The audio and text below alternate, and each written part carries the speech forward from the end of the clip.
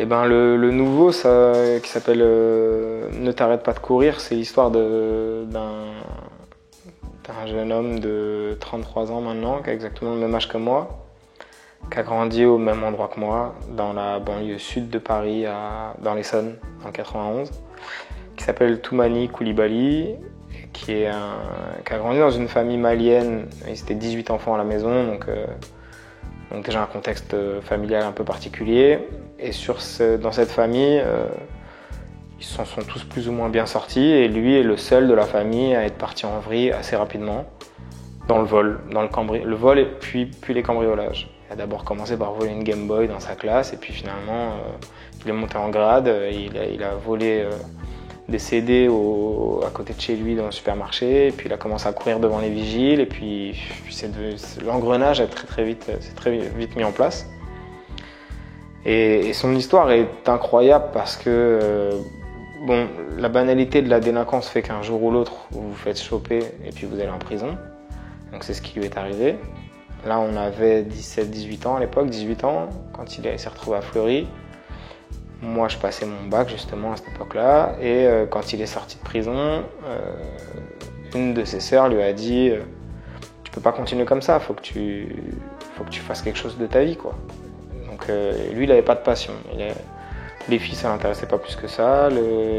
La musique, il n'y connaissait rien. Le sport, pas trop non plus. Enfin, il y avait rien qui l'accrochait suffisamment pour contrebalancer avec le vol, quoi. Cette adrénaline de se sentir dans l'œil de la caméra au supermarché, de sentir qu'il y a quelque chose qui se passe en lui-même, quoi, à ce moment-là. Et donc, elle lui dit, sa petite sœur, viens au hand, parce qu'elle faisait du handball.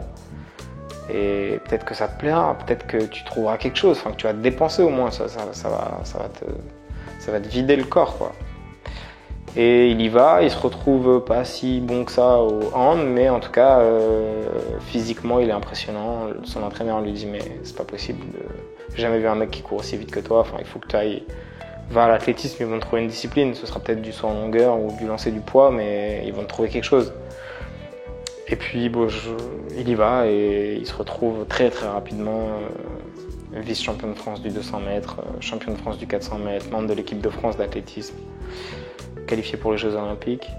Et ça, c'est la version visible de l'iceberg. C'est la version, c'est la partie de lui qui fait qu'on commence à parler de lui dans les journaux. On s'émerveille devant ce garçon qui est tellement pétri de talent que sans entraînement, il est déjà presque prêt, quoi. Et la chose que les gens ignorent, c'est qu'à ce moment-là, ce qui faisait Toumani, c'est-à-dire cette addiction au vol, je n'ai pas trop d'autres mots, même si c'est pas vraiment une addiction, elle était encore là. Et donc, il y avait ce côté public du mec avec le maillot de l'équipe de France qui sourit aux caméras, qui gagne ses courses, et puis le côté privé du mec qui le soir met une cagoule et a repéré un magasin qui laisse une fenêtre ouverte la nuit, qui se dit là ce soir je pourrais repasser, et qui continue les conneries comme il dit.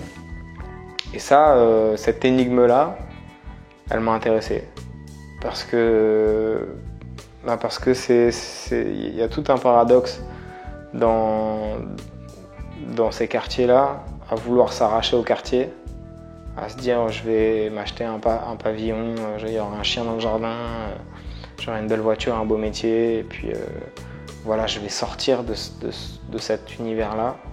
Et en même temps, on y est sans arrêt raccroché. Même quand on devient champion de France du 400 mètres et qu'on se qualifie aux Jeux Olympiques, il y a tout un tas de choses qui font qu'on y revient, comme si des fils invisibles nous tiraient en arrière. Et ça, je le savais. Et j'avais envie de savoir si c'était ça chez lui, si c'était, si en fait ça l'avait dépassé cette histoire. Et donc quand j'ai appris qu'il était incarcéré cette fois pour de bon à Fresnes, il avait pris une grosse peine, je lui ai écrit une lettre parce que j'avais lu un article qui se foutait un peu de sa gueule et ça m'avait pas plu. Et par empathie, je lui ai écrit une lettre qui disait en gros on se connaît pas, on a le même âge, on a grandi au même endroit et qu'on a 1 milliard de points communs, mais on se connaît pas. Moi, je suis journaliste. Et peut-être un peu plus que les autres journalistes, j'ai l'impression que je serais capable de comprendre ce qui vous arrive. C'est assez immodeste, encore une fois, de dire ça, mais à l'époque, c'est ce que je lui ai écrit. Et pendant 1 an, il se passe rien. Moi, j'oublie même que j'ai écrit cette lettre. Et puis, un jour, il me répond. Et il me dit « Salut, c'est Toumani. Ben voilà, je suis plus à Fresnes, j'ai été transféré, mais je m'entraîne dur tous les jours. Je vais revenir. Votre lettre m'aide, je la lis régulièrement. » Et bah, moi j'ai fait le premier pas, il a répondu à ce premier pas, je suis obligé d'y retourner, donc j'y vais. Donc on se voit 1 semaine après ou 2 semaines plus tard au Parloir. Et donc le Parloir, c'est un endroit qui est bien plus petit que ce studio et qui fait que la proximité, elle est là de fait. Et tu peux pas regarder dans les coins, tu es obligé de regarder la personne dans les yeux. Et là, tu te dis des choses.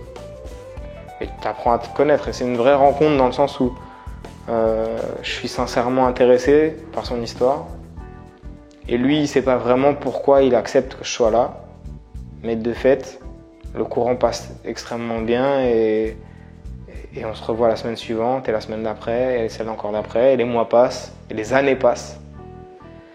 Et on se rend compte que justement c'est une vraie rencontre parce que comme dans toutes les bonnes rencontres, tu te rencontres un peu toi-même aussi. Et donc c'est ce qui se passe dans ce Parloir. Et donc le livre, bon, il y a 3 parties, ce serait très fastidieux de rentrer dans chacune d'entre elles, mais il raconte un peu ça. Il raconte ça et c'est à la fois une enquête pour comprendre qui est Toumani Coulibaly, et c'est en même temps une enquête pour comprendre pourquoi depuis 10 ans je traîne dans les prisons, quoi. Donc c'est pour ça que je dis je dans ce livre, parce que je pouvais pas me cacher et je pouvais pas être dans la position du journaliste qui vient, qui pose les questions, qui déshabille l'autre et qui reste tout habillé. Tu dois un peu mettre du tien, quoi.